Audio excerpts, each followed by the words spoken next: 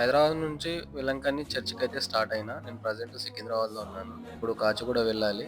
MMTS వందనగర్ MMTS ఎక్కి కాచిగూడ వెళ్ళాలి. MMTS అయితే ఎక్కినాను నేను. కాచిగూడకి 5:00 రీచ్ అవ్వాలి. కాచిగూడ నుంచి 5:00 అయితే ట్రైన్ స్టార్ట్ అవుతది. నేను కాచిగూడ రీచ్ అయినా. ఇప్పుడు ట్రైన్ అయితే ఆల్రెడీ వచ్చేసింది. నేను టికెట్ వచ్చేసి థర్డ్ ఏసీ బుక్ చేసుకున్నాను 10 డేస్ బిఫోరే. కానీ అది ఆర్ఏసీ వచ్చింది. నైట్ అంతా కూర్చొని పోవాలనుకున్నాను. కానీ టీసీ వచ్చి అయితే మనకి సీట్ అడ్జస్ట్ చేసింది. మార్నింగ్ 8 వరకి తాంబరంలో దిగాను. అక్కడ నుంచి వెలంకని వెళ్ళడానికి మనకి ట్రావెల్ బస్ అయితే బుక్ చేశాను. ఆ ట్రావెల్ బస్ వచ్చేసి మనకి 12:00 టైమ్ ఇచ్చిండు. మనకి 8-12 వరకి 4 అవర్స్ ఉంది కదా! ఏం చేద్దామా అనుకోని చెన్నై బీచ్‌కయితే వెళ్దాం అనుకున్నా. ట్రైన్ కోసం అయితే వెయిట్ చేస్తున్నా. ట్రైన్ కూడా వచ్చేసింది.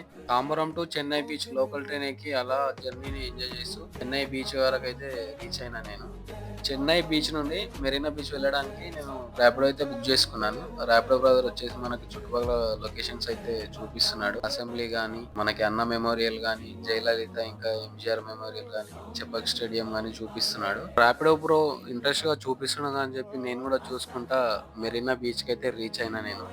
అట్లా ఆ బీచ్‌ని, ఆ సముద్రాన్ని చూడంగానే కొంచెం ప్రశాంతంగా అనిపించింది. అట్లనే కొంచెం సేపు వాక్ చేసి కొంచెం టైం స్పెండ్ చేసిన. ఇంకా టైం అయిందని చెప్పి మళ్ళీ ర్యాపిడో బుక్ చేసుకొని తాంబరానికైతే వెళ్ళిన. ట్రావెల్ వాళ్ళైతే మనకి పికప్ పాయింట్ లొకేషన్ అయితే ఇచ్చారు. ఆ లొకేషన్ కాడ అయితే బస్ కోసం వెయిట్ చేస్తున్నా. మనకి బస్ డ్రైవర్ వచ్చేసి 12కి టైం ఇచ్చి 12:50కి అయితే వచ్చిండు. 50 మినిట్స్ లేట్ అయింది. చాలా అయితే కోపం వచ్చింది. తిడదాం అనుకున్నా. కానీ ఏం చేస్తాం, నాకు తమిళ్ రాదు, వానికి తెలుగు రాదు. సో అట్లా ఏమనలేక ఇంకా అడ్జస్ట్ అయితే అయినా. మనకు జర్నీ అయితే స్టార్ట్ అయింది.